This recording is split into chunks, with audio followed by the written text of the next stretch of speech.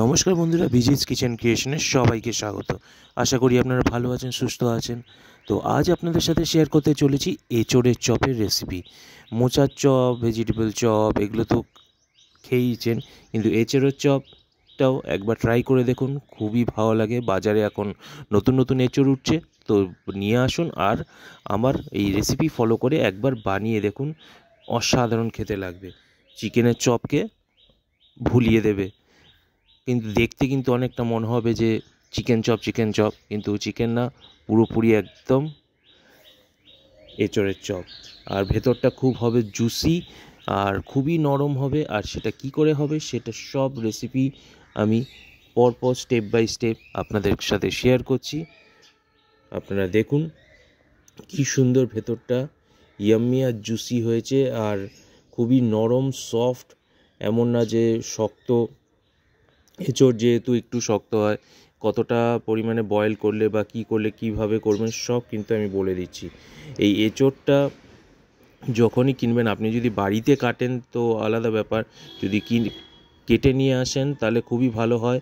আর কেটে নিয়ে এসে খুব ছোট ছোট করে কাটবেন, কেটে জলে কিন্তু কিছুক্ষণ ভিজিয়ে রাখবেন, যাতে ওই এঁচোড়ের যে কষটা থাকে সেটা যাতে চলে যায়। আর ওইটা চলে যাওয়ার পর একদম ছোট ছোট করে পিস করবেন, পিস করে প্রেশারে এই 2 বা 3টে সিটি দিয়ে নেবেন। বেশি দিলে কিন্তু গলে যাবে, তো 2-3টে সিটি এইভাবে দিয়ে নেবেন, তাহলেই কিন্তু এঁচোড়টা মোটামুটি সেদ্ধ হয়ে যাবে আর ভালো পজিশনে চলে আসবে এই চপটা বানানোর জন্য। তো চলুন এবার পুরোপুরি রেসিপিতে যাওয়া যাক। এইভাবে দেখুন আমি সেদ্ধ করে নিয়েছি, একদম ছোট ছোট করে পিস করে নিয়েছি। আর দেখছেন হাত দিলেই কিন্তু একদম গলে যাচ্ছে। একদম গলিয়ে দেবেন না, বেশি সেদ্ধ হয়ে গেলে মুশকিল। তো তার সাথে আমার লাগবে সেদ্ধ করা আলু, রাফলি কুচানো পেঁয়াজ, মটরশুঁটি সেদ্ধ, কাঁচা বাদাম ভেজে নিয়েছি, ধনেপাতা কুচি, আর আদা রসুন পেস্ট। আর লঙ্কাটাকে কিন্তু আমি থেতো করে নিয়েছি।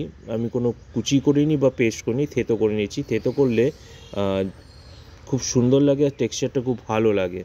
তো চলুন এবার শুরু করা যাক প্রথম স্টেপ। তো এই এঁচোড় যেগুলো আমি সেদ্ধ করে নিয়েছিলাম সেগুলোকে এবার একটু হাত দিয়ে আমি একটু স্ম্যাশ করব। মানে স্ম্যাশ করবো না একদম চটকে আলু সেদ্ধর মতন চটকাবো না, মানে জাস্ট হালকা একটু স্ম্যাশ করব, যেই মানে শ্রেডেড ভাবটা আসবো, যেরকম আমরা চিকেনের শ্রেডেড করি ওই সেরকম টাইপেরই এটাকেও ওই শ্রেড করব। খুব বেশি চটকাবো না, হালকা যে ছোট ছোট বীজ যেগুলো থাকে সেগুলোকে ভেঙে দিতে পারেন, কিন্তু বাকি যে হালকা হালকা ইটা রয়েছে রোয়া রোয়া টাইপের ওই রকম থাকবে। তো কড়াইতে এবার নিয়ে নেব তেল।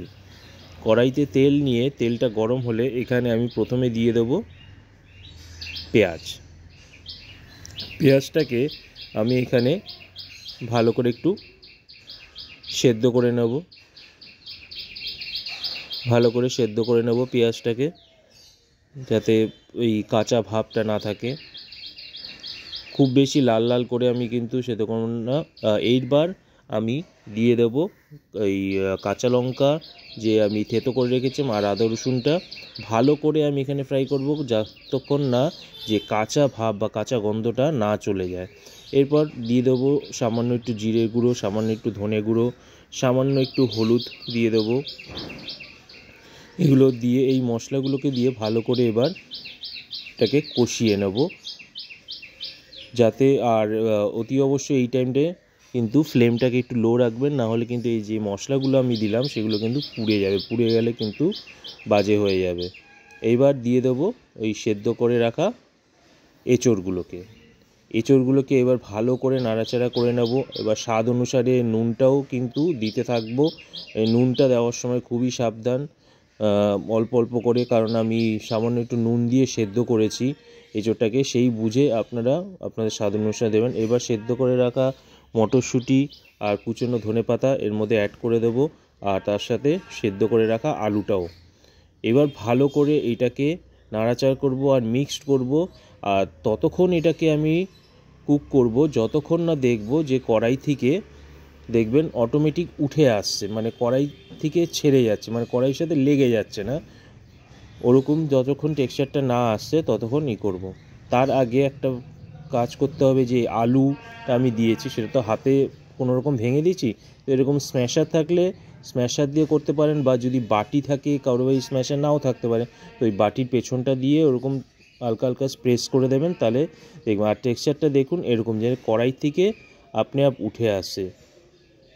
তো এইভাবে টেক্সচারটা যখন দেখবেন হয়ে এসছে, তখন এই আগে থেকে যে আমি বাদামটা ভেজে রেখেছিলাম, সে সামান্য একটু বাদাম দিতে পারেন, আর যারা বাদাম পছন্দ করেন না, নাও নারকেলও দিতে পারেন।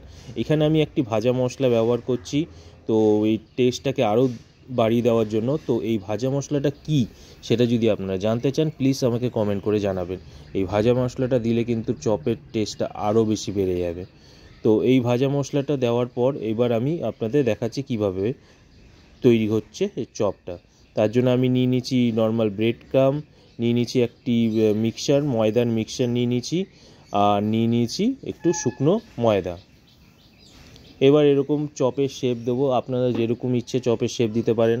আমি এরকম লম্বা লম্বা দিচ্ছি বলে আপনাদের লম্বা লম্বা শেপ দিতে হবে, তার কোনো মানে গোল দিতে পারেন, চ্যাপটা দিতে পারেন, যেরকম ইচ্ছে। তো প্রথমে একবার এরকম শেপ দিয়ে ময়দা, শুকনো ময়দাতে একবার রোল করে নেব, করে তারপর লিকুইডটার মধ্যে চুবিয়ে নিয়ে তারপর ব্রেড ক্রামে ভালো করে রোল করে নেব, করে আরেকবার ওই লিকুইডে দেবো। ডবল কোটেড করছি যাতে আরও ওপরটা খুবই ক্রিস্পি হয় আর ভেতরটা খুবই জুসি হয়, সেই জন্য এখানে ডবল কোটেড করছি। সিঙ্গেল কোটও আপনারা চাইলে করতে পারেন।